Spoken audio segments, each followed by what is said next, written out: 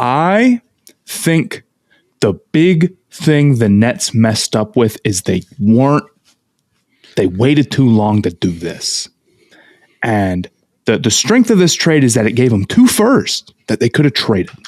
And if there was rumors that they were going to go get Miles Turner, if they had gotten Miles Turner, they would have gotten like maybe better, just straight up. Right. A Miles Turner, Ben Simmons defense is ridiculous. And it's still, Turner can go sit in the corner and you can still play Simmons at the dunker spot. It would have really worked well. The spacing would have been fine.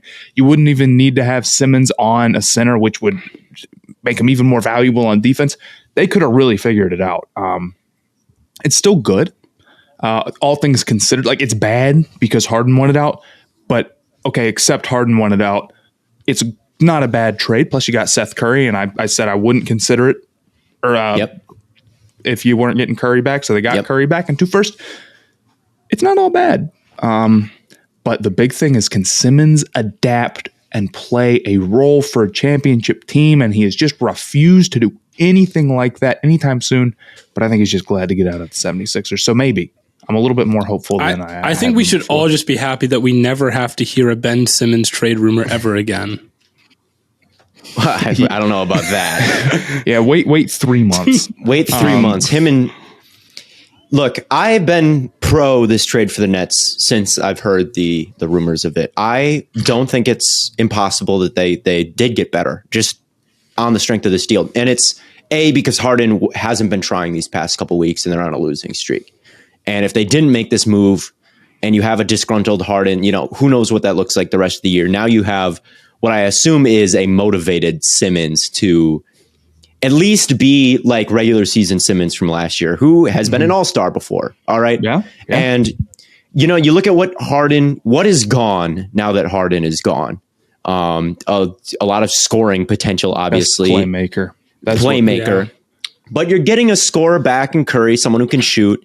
And you're getting a playmaker in Simmons, and you're getting a plus defender for someone who is not really a plus defender, especially the way he's been playing recently. So it's not.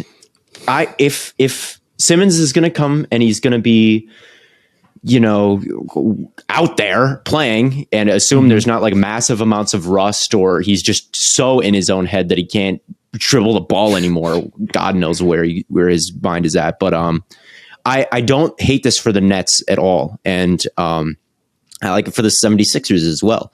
Obviously getting out of thin air a James Harden.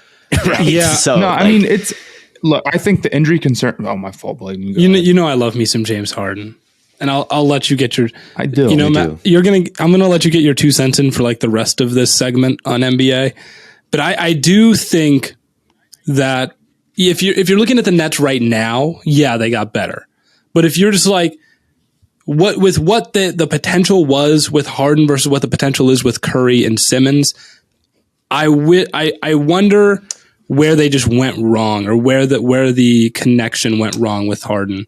Here's what went wrong with Harden. It's not his he has just not had the breaks. He gets Dwight Howard, and Dwight Howard starts to fall off and with the Rockets, and then he plays for this Rockets, and he does. This is his prime Harden. He doing everything he possibly can. It's just not a championship team. Yeah. And then finally, you get Chris Paul. And Chris Paul is really good. And it's a really good move to get him. And yeah, of course, the Warriors have to go be a super team with Kevin Durant at the same time. Perfect. Just Harden's luck. And then they get to the 2018 Warriors, this unbeatable team, and they go up 3-2, and Paul goes out and they lose 2. And they were the one in 27, like once in a lifetime they go on bad some just shooting like performance. Unreasonably bad shooting streak and lose. And Harden's like, okay. And it's just not going to work out with it. That team should have been a championship team and it wasn't. And then they get Westbrook and it's like, come on, man. So he's like, okay, he did his service. I want a ring. I'm getting he's getting so much hate because he didn't have a ring. He's been such a great player for so long. And he's like, I'm just going to go to the Nets. Whatever. I'll take my ring. And then none of them, of course, Kyrie's hurt. Harden's banged up. None of them, they play 7 games together. And 16 total. They played 16 games. First year they played 7 games together. But then they played 16 total games. And it's like, Then you go into year 2. They went 13-3 in those games. They went 13-3 in those games. Like they were unbelievable when they can play. So it's like, okay, we just all got to get healthy. Kyrie isn't playing. He doesn't want to get vaccinated. He can't play half the games. He can't play at home. And Harden's just like, screw that. Like, can I get please, you know? I feel bad for him a little bit. And it's like, that's not to say Harden's never played bad, or it's like it was impossible for him to win in 2018 or whatever. But it's like, dude, he just wants it to not be so goddamn unlucky with the injuries for a second. Of course, now he's playing with Joel Embiid, which he doesn't want to have to be prime LeBron and like carry his team. And no one can. Because no one can do that except for peak prime James Harden. In my opinion, is the greatest scorer of all time. He sort of, kind of. He's really efficient. He was hated on for the free throws, but he was a really efficient scorer. And I mean, there were months where there would be like, I'm talking like 2018, like Houston Rockets Harden. There has been better scores, but I mean, statistically, I mean, there were times where it's like, okay, here are the top scoring performances from this season, and it's like in Harden's MVP year, it was like Harden 60-something, Harden 60-something, Harden high 50s, one game performances, and Harden. It was like 8 of the top 10 were Harden or something. So Harden was, you know, just an unbelievable offensive threat, and he still can be. And why he works in Philadelphia too is like when he went to the Nets, the question was, okay, who's going to sacrifice? Not all 3 of them can be number ones. Who's going to be the most? And it was Harden. Harden became the main, facilitator, the main playmaker. So he's already kind of added that and embraced that role. And when he's in Philadelphia, Embiid is probably going to be the top dog, right?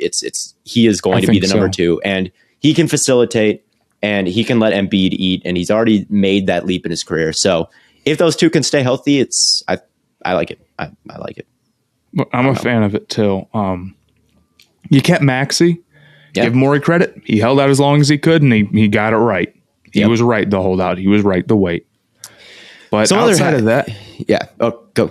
Outside of that, it's probably what I think about the trade. 76ers exciting. You kept Maxey. It's a pretty good. It's a pretty good starting 5. And then with the Nets, you need to build shooting around Ben Simmons. Well, a starting 5 of Simmons, KD, Harris, Curry, Kyrie it's hard to do better than that. So it is.